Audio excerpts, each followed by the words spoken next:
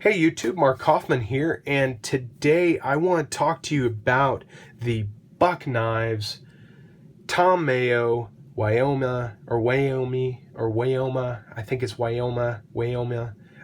Correct me if I'm wrong in pronouncing that. I think the word hails from Hawaii. So, also what we have here is the name Buck. We have the model number, which is 171. We have the designation stamp, which I believe dates this to 2018 on this production. If you guys are savvy with the Buck knives, dating serials, correct me if I'm wrong.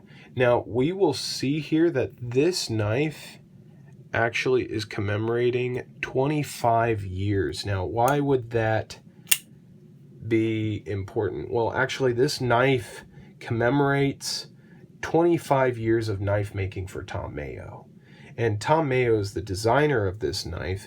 And what's also cool is that he has put 25 holes, excluding the lanyard hole. He has put 25 holes in the handle here. His designs usually have some kind of hole in the handle so you can see the blade. It gives a pretty cool effect. You can see the blade through the handle. It's quite a unique design, but that commemorates the 20. Each one of those holes commemorates a year of him making knives. He is a custom knife maker and a damn good one. His knives actually do run. They run pretty. Oh boy, they're pretty high in price. Last time I looked at one, they were about $2,000 to $1,000, depending on the model you want. Now, he does make bigger knives than this. This is one of his smaller designs, and I actually think this is a little smaller than your Spyderco Delica. We have a 2.75 inch blade here, and that's a little small. I like mine to be at least 3, so it's not a problem though. I think it'll be a very utilitarian blade, and it will fulfill many tasks for me. Seeing that I've only had this knife for about I've had this knife for probably 4 days, so it's not really seen a lot of use, but I see a lot of potential in it. Now, this particular knife, if I haven't mentioned it yet, it is discontinued. You cannot get this knife anymore. You can only get it on the secondary market, and yeah. Oh boy. See, finger flicking that with the middle finger is a little tough. It's not too easy to get to, but this knife has been discontinued, and it's not hard to find. It's just you're gonna pay a premium on this knife. Now, I paid $130 for this knife, whereas I've been seeing these sell for $200, $230 in some places, and that's way too much for this. So I wouldn't be doing that. Now, here we've got an S30V blade, and we've got the Paul Boss heat treat there, and that is just going to be pushing this S30V to the limit. Now, we can already see that getting to that thumb hole is a little bit of a trick, especially if you're pressing on the lock bar. But this knife has a lot of things going for it. Its build quality and smoothness is wonderful. I would probably put this up there with a very I would probably say very factory fresh Sebenza. This has not broken in just yet, but boy, it's smooth. We have a ceramic detent ball in this knife as well, so that's a nice surprise. I looked at the detent ball. It was black as the handle, and I didn't see any reflection from it, so I'm going to suspect ceramic. We're also running on washers, which is great, especially with action like this. I mean, this is a very good action out of some washers. So we also have the USA insignia. I mean, this is made in the States, so this is definitely a treat to have in my collection. And this knife for me is definitely going to be a user. It's not going to be a safe queen. I bought this because I wanted to experience one of his designs, and I wanted to experience a knife from Buck that had S30V in it. So that's something I wanted to experience in my EDC, and I really have high hopes for this knife. I think this will do a great job. We've got an open construction here, pillars, and we've got a frame lock. We don't have a liner lock. It's a nice frame lock, and the handle is made out of the same titanium alloy as Chris Reeves handles. So that's wonderful. Now, I believe this is a Cerakote coating.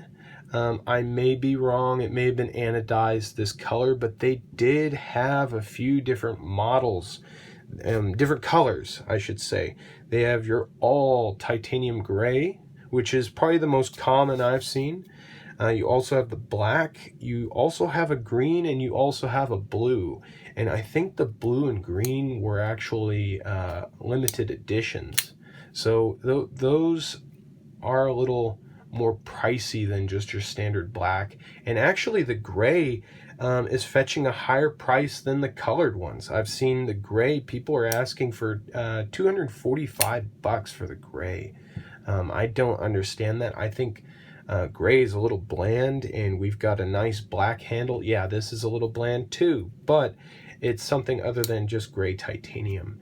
And this does have a little bit of a dated, I guess, design. I don't mind tipped down, but some people see that as worse than a death sentence, I guess, in the knife world. But we do have tipped down, right side carry only, so that's a thing on this knife. But, and you can see, you know, it's a little bit of a trick, but getting to that thumb hole is not a problem.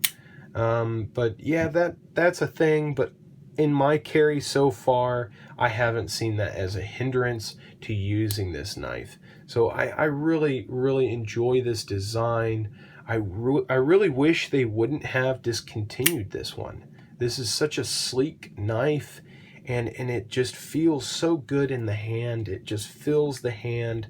I don't feel like this is going to go anywhere, especially with these nice holes here to give you extra grip. I just don't feel like it's going to go anywhere.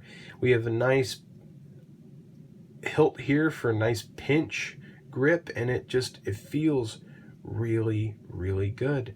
It's just a really handsome knife, and I'm excited to own it. So I just wanted to make a really quick video at 8 minutes for y'all to just see this knife. There's not very many YouTube videos on this knife, so that's one of the reasons why I wanted to bring it out to you, is that it's a unique design. If you want to pay the money for it, it's a great little knife, but don't expect a huge cutter. I mean, my hand takes this knife in full, and I wear about a size large glove, so it's not huge, but it does the job, and it does it well so far. Now, the only thing I don't get on this knife is a lanyard hole. I do not see why you would want a lanyard hole with tip down carry. I just don't understand that. The Spyderco military is like that, and I just don't get it. If you're gonna make it tip down with a lanyard hole, just get rid of the lanyard hole. It doesn't even, it doesn't make sense to me. But boy, does this snap open. That detent is perfect, and you can't shake this out either. No problems.